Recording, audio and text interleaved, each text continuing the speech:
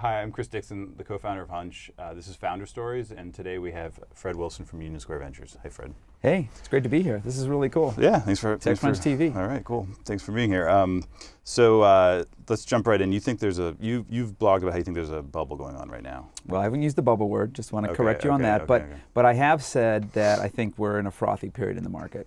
Like the words I like to use, which are kind of restrained, is that we're in the cycle that everything's good and people are focused on the upside and they're not focused on the downside and the risk. So that's kind of how I feel about it right now. Like people have talked, for example, like I do some seed investing, and people talk about like there's a seed bubble, and the way I view it is like maybe the entire kind of main branded seed community maybe is a couple $100 million going into the system, and you have Google, Apple, Microsoft with $100+ billion of cash they may use for acquisitions, not to mention the fact that they're wildly profitable.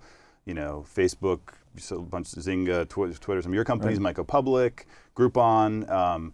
To me, it's almost like the inversion of 1999. 1999, we had $100 billion going into the VC world, and if you exclude the sort of Ponzi scheme venture stuff going on with venture companies paying venture companies, you had very little real revenue coming out. So it's hard for me to see with 500 million going into the system and the potential of hundreds of billions kind of coming back. Yeah, the fundamentals are so strong. I just don't. There's no question the fundamentals are strong. I certainly have never suggested that the situation now is equivalent to what was going on in '99 and 2000. It's very, very different. Okay. But what is happening that I think is troubling is you see the 2-person, 3-person startup launch a product and immediately get a $50 or $100 million valuation. To me, that's not in the realm of reasonable. Yeah, I haven't seen that. I mean, I guess you have more Quora information. did it, right? Quora did it like 85 million. There's other startups out there that have done it 50 million.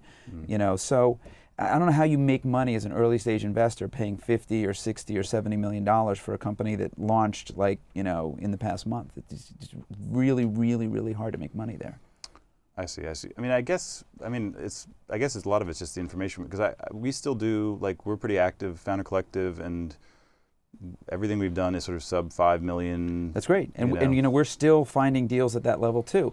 But it's harder, and the ones that sometimes the ones that we really want to invest in, there's 6 or 7 other firms that really want to invest in. There's only room for one firm, and they get bid against each other. The next thing you know, you're getting to numbers that make no sense. I mean, isn't it always kind of like all investing is sort of a Moneyball thing, where you sort of look for whatever, some characteristic. I mean, these super pedigree people coming out of Facebook get this $80 million valuation, but we all know that there's a lot of great entrepreneurs who don't have that pedigree. Yeah, but I'm also seeing these kinds of things these kinds of valuations going on with first-time founders who've never done it before, who didn't work at Facebook, who don't have that kind of quote-unquote pedigree, and it's just that they've got something that everyone thinks hot, and the competitive environment is such that the valuations are getting bid up to a place where we can't make sense. So we're not investing, and other people are, and maybe it's just me getting annoyed that I can't get the deal I used to get a year or two ago.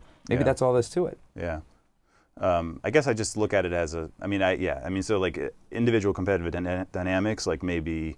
And I think you blogged about people walking into the first meeting with a term sheet without doing any diligence, which seems so irresponsible or something. But I think so. Yeah, but I guess as a system, I guess there's 2 questions, right? There's one, is it like an annoying time to be a VC? Yes. And should you hold back? And the second is, I think the way the media, the New York Times article, for example, portrayed it, was are we headed for another big bubble hence another big crash? And I think that's why I've tried to avoid the word bubble. And that's why every time, I wrote a blog post that I said, can you make money investing in Facebook at 50 billion? Yeah, I think you can. If you think about Facebook, along with Google, they're the 2 most powerful companies on the internet, right? Google's worth 200 billion, and Facebook is more or less equally powerful to Google in the other vector, which is social, and they're worth 50. So just on that macro view, it seems like Facebook is going to be worth 200 billion at some point.